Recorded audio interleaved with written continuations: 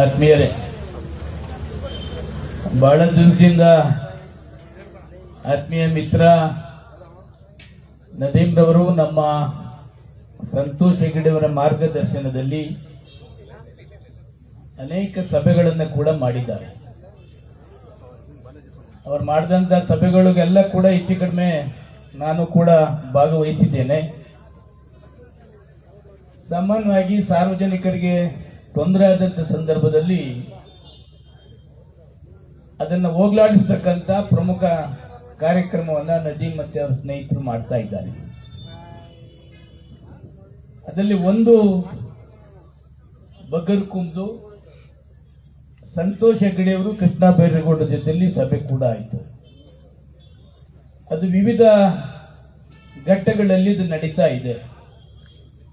18 kilometre ವಿಧಾನಸೌಧದಿಂದ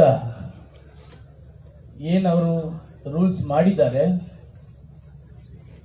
ಅದನ್ನು amendment ಮಾಡಿ ತೆಗಿಬೇಕು ಅಂತಕ್ಕಂಥದ್ದು ಅವತ್ತು ಸಭೆಯಲ್ಲಿ ಅದು ಕೂಡ ವಿವಿಧ ಘಟಕಗಳಲ್ಲಿ ಆಗಿ ಅವತ್ತು ಸಂತೋಷ್ ಹೆಗಡೆಯವರು ಕೂಡ ಕೃಷ್ಣ ಬೈರೇಗೌಡ ಸಭೆಯಲ್ಲಿ ಭಾಗವಹಿಸಿ ಅವ್ರದೇ ಆದಂಥ ನಾಲೆಡ್ಜ್ ಏನಿದೆ ಅದನ್ನು ಕೃಷ್ಣ ಬೈರೇಗೌಡರಿಗೆ ಹೇಳುವ ಮುಖಾಂತರ ಅದು ಸದ್ಯದಲ್ಲೇ ಅಮೆಂಡ್ಮೆಂಟ್ ಆಗ್ತಕ್ಕಂಥ ಮುನ್ಸೂಚನೆ ಕೂಡ ಇದೆ. ಎರಡನೇದು ಒಂದು ಬ್ರಿಡ್ಜ್ ಆಗಬೇಕು ಅಂತಕ್ಕಂಥ ಸಭೆಯಲ್ಲೂ ಕೂಡ ಆಗಿದ್ದು, ಅದು ಸುಮಾರು 3.5 ಕೋಟಿ ಅನುದಾನ ತರ್ತಕ್ಕಂಥದ್ದು ಪಟ್ರೆಡ್ಡಿಪಾಳ್ಯ ಬ್ರಿಡ್ಜ್. ಅದು ಸಾರ್ವಜನಿಕರಿಗೆ ಆಗಬೇಕು ಅಂತಕ್ಕಂಥದ್ದು. ಮೂರನೇದು ಟೋಲ್ದು. ಈಗ ತಾನೇ ಜಿಲ್ಲಾಧಿಕಾರಿಗಳಿಗೆ ಮಾತನಾಡಿದೆ ನಾನು, ಸದ್ಯದಲ್ಲೇ ಸಭೆಯನ್ನು ಮಾಡಿ ಇಲ್ಲಿ ರೌಡಿಸಂ ನಡೆಯೋದಿಲ್ಲ. ಯಾರಿಗಾದ್ರೂ ನಿಮಗೆ ತಾಕತ್ತಿದ್ರೆ ನೀವು ಜನಸಾಮಾನ್ಯರ ಮೇಲೆ ರೌಡಿಸಂ ಮಾಡಬೇಡ್ರಿ. ನಿಮ್ಮ ಅಪ್ಪ ಅಮ್ಮನಿಗೆ ಹುಟ್ಟಿದ್ರೆ ನಾನು ಶಾಸಕ ಇದ್ದೀನಿ, ಸೇವಕ ಇದ್ದೀನಿ, ನನ್ನ ಮೇಲೆ ಮಾಡ್ರಿ.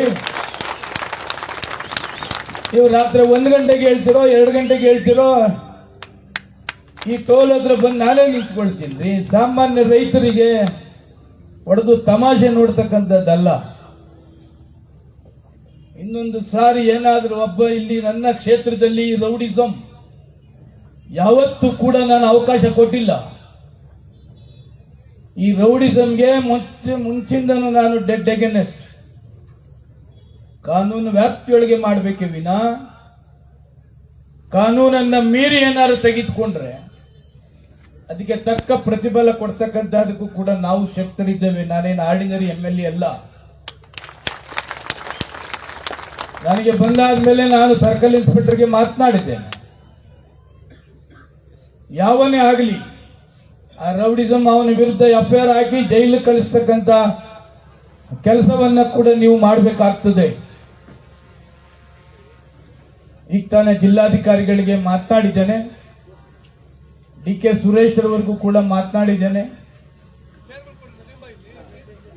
ನಾಳೆನೆ ಒಂದು ಸಭೆಯನ್ನ ಮಾಡಿ ಅಂತಿಮವಾಗಿ ಇಲ್ಲಿ ಏನು ಪ್ರತಿಭಟನೆ ಮಾಡ್ತಾ ಇದ್ದಾರೆ ಅವರ ಉದ್ದೇಶ ಏನು, 4-5 ಹಳ್ಳಿಗೆ ಏನು ಉಚಿತವಾಗಿ ಓಡಾಡಬೇಕು ಅಂತಕ್ಕಂಥದ್ದಿದೆ, ಅದನ್ನ ನಾಳೆ ಜಿಲ್ಲಾಧಿಕಾರಿಗಳ ಸಭೆಯಲ್ಲಿ ಫೈನಲ್ ಮಾಡ್ತಕ್ಕಂಥ ಕೆಲಸವನ್ನು ಕೂಡ ಮಾಡ್ತೇವೆ.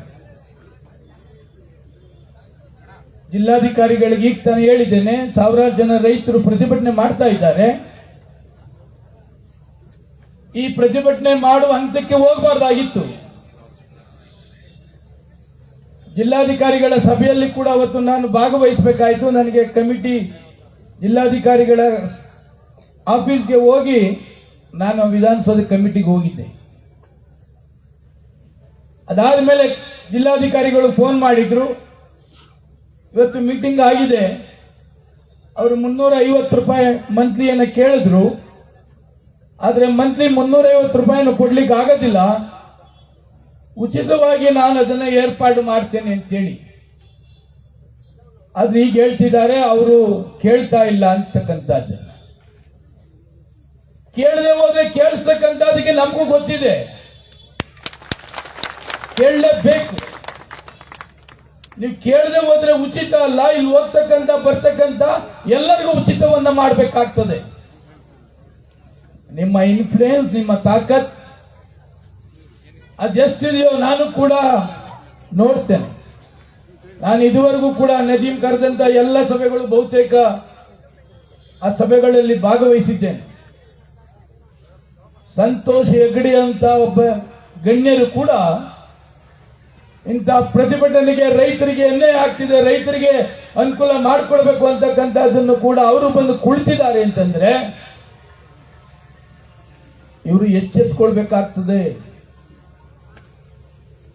ಅವರು ಸೌಮ್ಯ ಸ್ವಭಾವನ ದುರುಪಯೋಗ ಪಡಿಸ್ಕೊಳ್ತಕ್ಕಂಥದ್ದಲ್ಲ. ಈಗ ತಾನೇ ತಹಸೀಲ್ದಾರ್ ಎಲ್ಲ ಕೂಡ ಬಂದಿದ್ದಾರೆ, ನಮ್ಮ AC ಅವರು ಬಂದಿದ್ದಾರೆ, ತಹಸೀಲ್ದಾರ್ ಅವರು ಕೂಡ ಬಂದಿದ್ದಾರೆ. ನಾಳೆನೆ ಸಂಬಂಧಪಟ್ಟಂತೆ ಅಧಿಕಾರಿಗಳೆಲ್ಲ ಸಭೆಯನ್ನ ಜಿಲ್ಲಾಧಿಕಾರಿಗಳು ಕರಿತೇನೆ ಅಂತ ಹೇಳಿದ್ದಾರೆ. ಆ ಸಭೆಯಲ್ಲಿ ನಾವು ಸಂತೋಷ್ ಹೆಗ್ಡೆ ಅವರು ಕೂಡ ಭಾಗವಹಿಸಿ ಅದು 100ಕ್ಕೆ 100 ನಿಮ್ದು ಏನು ಇಂಪ್ಲಿಮೆಂಟ್ ಇದೆ, ನಿಮ್ಮ ಬೇಡಿಕೆ ಏನಿದೆ ಅದನ್ನ ಮಾಡುವ ತನಕ ಜವಾಬ್ದಾರಿ ನಾನು ಕೂಡ ತೆಗೆದುಕೊಳ್ತೇನೆ. ಇದರಲ್ಲಿ ಯಾರಿಗೂ ಕೂಡ ಸಣ್ಣ ಮನಸ್ತಾಪನೂ ಕೂಡ ಬೇಡ, ಸಣ್ಣ ಡೌಟು ಕೂಡ ಬೇಡ. ಎಲ್ಲಿ ನಮ್ಮ ಕ್ಷೇತ್ರದಲ್ಲಿ ಅನ್ಯಾಯ ಆಗ್ತಿದೆ ಅಲ್ಲೆಲ್ಲ ಕೂಡ ನಾನು ಕೂಡ ಭಾಗವಹಿಸ್ತೇನೆ. ಅದನ್ನೇ ದುರುಪಯೋಗ ಅಂತಲ್ಲ. ಇನ್ನು ಸರಿಯಾದ ರಸ್ತೆನೂ ಕೂಡ ಮಾಡಲಿಲ್ಲ. ಎಲ್ಲ ಕಡೆ ಸರ್ವಿಸ್ ರೋಡ್ ಅನ್ನು ಮಾಡ್ತಕ್ಕಂಥದ್ದು, ಈ ರೋಡ್ನಲ್ಲಿ ಮಾತ್ರ ಸರ್ವಿಸ್ ಇಲ್ಲ. ಕಡ್ಲಿಪುರ ಆ ಕಡೆ ಸುತ್ತಮುತ್ತ ಇನ್ನೂ ರೋಡ್ ಕೂಡ ಆಗಲಿಲ್ಲ. ಅದೆಲ್ಲ ಆದ್ಮೇಲೆ ನೀವು ಅದನ್ನ ಕಲೆಕ್ಟ್ ಮಾಡಬೇಕಾಗಿತ್ತು.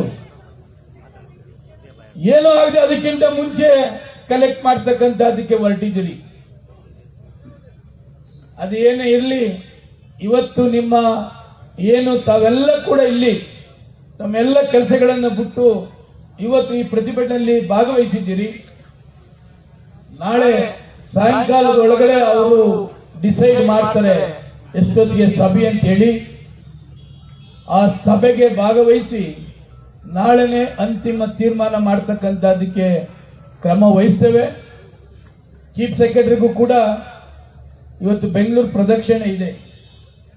ನದೀಂ ಯಾವ ಕಾರಣಕ್ಕೂ ಹೋಗಬಾರದು, ಇಲ್ಲಿ ಬರಬೇಕು ಅಂತಕ್ಕಂಥ ಇಂದ ಸಂತೋಷ್ ಹೆಗ್ಡೆ ಅವರು ಕೂಡ ಬಂದಿರೋದ್ರಿಂದ ಮುಖ್ಯಮಂತ್ರಿಗಳ ಕಚೇರಿಗೆ ನಾನು ತಡವಾಗಿ ಬರ್ತೇನೆ, ತಾವು ಪ್ರವಾಸ ಬಂದು ನಮ್ಮ ಎಲ್ಲೆಲ್ಲಿ ಡ್ಯಾಮೇಜ್ ಆಗಿದೆ ಅಲ್ಲಿ ಹೋಗಿ ಅಂತಕ್ಕಂಥದ್ದನ್ನು ಹೇಳಿ ನಾಳೆ ಅಂತಿಮವಾಗಿ ಈ ಸಭೆ ಏನು ತೀರ್ಮಾನ ಮಾಡ್ತಾರೆ ಆ ಸಭೆಯ ತೀರ್ಮಾನವನ್ನ ನಾನು ಇಂಪ್ಲಿಮೆಂಟ್ ಮಾಡಿಸ್ತಕ್ಕಂಥದಕ್ಕೆ ನಾಳೆನೇ ತೀರ್ಮಾನವನ್ನ ಮಾಡ್ತೇನೆ ಅಂತಕ್ಕಂಥದ್ದನ್ನ ಈ ಸಂದರ್ಭದಲ್ಲಿ ಹೇಳಿ, ನಮ್ಮ ಪೊಲೀಸ್ ಆಫೀಸರ್ಸ್ ವೆಂಕಟೇಶ್ ಅವರು ಕೂಡ ಇದ್ದಾರೆ.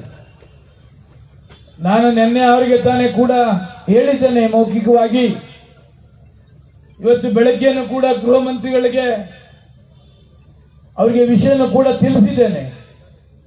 ಯಾರ್ಯಾರು ರೌಡಿಸಂ ಮಾಡ್ತಿದ್ದಾರೆ, ಯಾರ್ಯಾರು ಗಲಾಟೆ ಮಾಡ್ತಿದ್ದಾರೆ, ಯಾರೇ ಎಫ್ಐಆರ್ ಹಾಕಿದ್ದಾರೆ, ಯಾವುದು ಕೂಡ ಸಾಕಾಗೋದಿಲ್ಲ ವೆಂಕಟೇಶ್ವರ ಅವರೇ.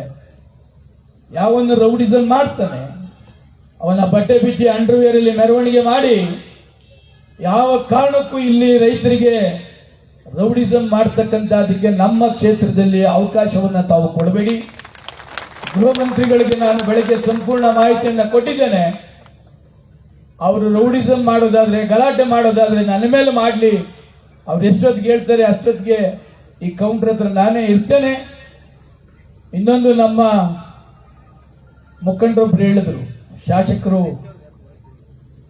MLA MP ಒಳಗೆ ಸಪರೇಟ್ ಆಗಿ ಕ್ಯೂ ಇದೆ ಅಂತ ಹೇಳಿ. ಅದೆಲ್ಲೋ ಹೋಗ್ತಾ ಇರ್ತಾರೆ, ಅರ್ಜೆಂಟ್ ಇರ್ತದೆ, ಯಾರು ಕೂಡ ರಶ್ ಇದ್ದಂತ ಸಮಯದಲ್ಲಿ ಮಾತ್ರ ಆ ಲೈನ್ ಅನ್ನ ಉಪಯೋಗ ಮಾಡ್ತಾರೆ. ಆ ಲೈನ್ ರಶ್ ಇಲ್ಲದೆ ಹೋದ್ರೆ ಅದೇ ಮಾಮೂಲಿ ಇದಲ್ಲೇ ಹೋಗ್ತಾರೆ. ಅದು ಶಾಸಕರಿಗೆ ಸರ್ಕಾರದ ಒಂದು ಕೊಡುಗೆ.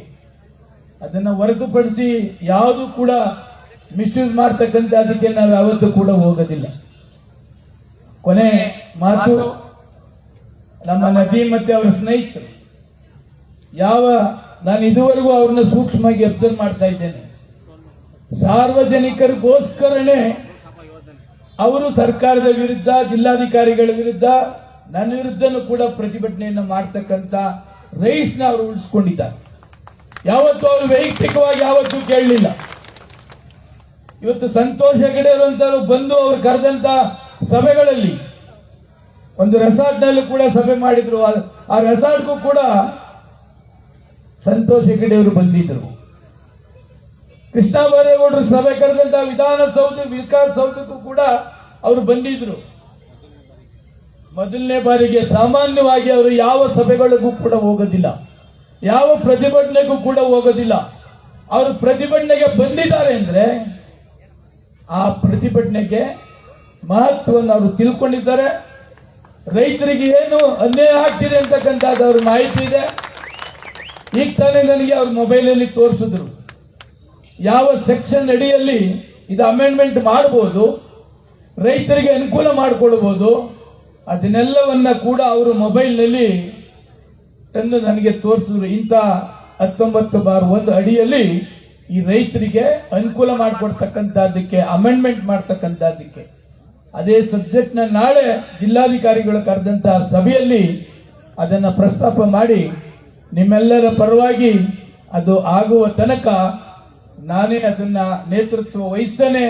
ಜಿಲ್ಲಾಧಿಕಾರಿಗಳ ಸಭೆ ಇರ್ಬೋದು, ಅದು ಚೀಫ್ ಸೆಕ್ರೆಟರಿಗಳ ಸಭೆ ಇರ್ಬೋದು, ಆ ಸಭೆಗೆ ನಾವೆಲ್ಲ ಕೂಡ ರೈತರ ಮುಖಂಡರುಗಳು, ಕೆಲವು ಇಂಪಾರ್ಟೆಂಟ್ ಲೀಡರ್ಗಳು ಅದಕ್ಕೆ ಅಟೆಂಡ್ ಮಾಡ್ತಕ್ಕಂಥ ವ್ಯವಸ್ಥೆಗೂ ಕೂಡ ನಾನು ಕೋಆರ್ಡಿನೇಟ್ ಮಾಡ್ತೇನೆ ಅಂತಕ್ಕಂಥದ್ದನ್ನು ಹೇಳಿ ತಮಗೆ 100ಕ್ಕೆ 100 ತಾವು ಯಾವಾಗ ಕೂಗಿದ್ರೂ, ಯಾವುದೇ ಪ್ರತಿಭಟನೆ ಆಗಲಿ, ಯಾವುದೇ ವಿಧವಾದ ಅನ್ಯಾಯ ಆದಂತ ಸಂದರ್ಭದಲ್ಲಿ ನಾನು ನಿಮ್ಮ ಜೊತೆಯಲ್ಲಿ ಇರ್ತೇನೆ.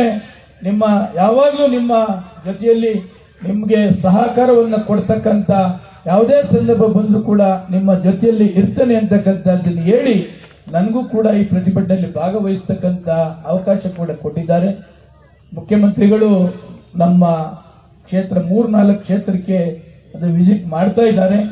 ಅದಕ್ಕೆ ತಮ್ಮ ಅಪ್ಪಣೆಯನ್ನ ಪಡೆದು ಆ ಬೆಂಗಳೂರು ಎಲ್ಲೆಲ್ಲಿ ಅನಾಹುತ ಆಗಿದೆ ಅಲ್ಲಿ ಭಾಗವಹಿಸ್ತಕ್ಕಂಥದ್ದಕ್ಕೆ ತಮ್ಮ ಅಪ್ಪಣೆಯನ್ನ ಕೇಳಿ ನಾಳೆ ನಾನೇ ಅದಕ್ಕೆ ಸಭೆಯನ್ನ ಏರ್ಪಾಡು ಮಾಡಿ ಅದಕ್ಕೆ ಎಷ್ಟೊತ್ತಿಗೆ ಏನು ಅಂತಂದ ಎಲ್ಲರಿಗೂ ಇನ್ಫಾರ್ಮ್ ಮಾಡ್ತಕ್ಕಂಥ ಕೆಲಸವನ್ನ ಕೂಡ ನಾನೇ ಮಾಡ್ತೇನೆ. ಎಲ್ಲರಿಗೂ ನಮಸ್ಕಾರ, ಒಳ್ಳೆಯದಲ್ಲ. ಜನರ